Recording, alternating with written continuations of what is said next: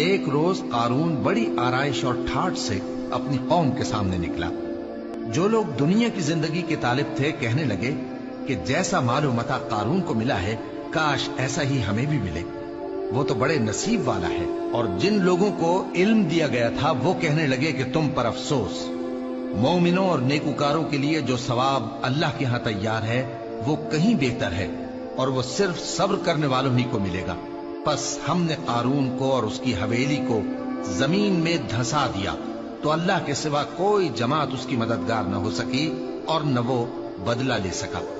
اور وہ لوگ جو کل اس کے رتبے کی تمنا کرتے تھے صبح کو کہنے لگے ہائے شامت، اللہ ہی تو اپنے بندوں میں سے جس کے لیے چاہتا ہے رزق فراخ کر دیتا ہے اور جس کے لیے چاہتا ہے تنگ کر دیتا ہے۔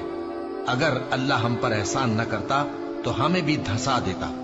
ہائے خرابی، کافر کامیاب نہیں ہوتے۔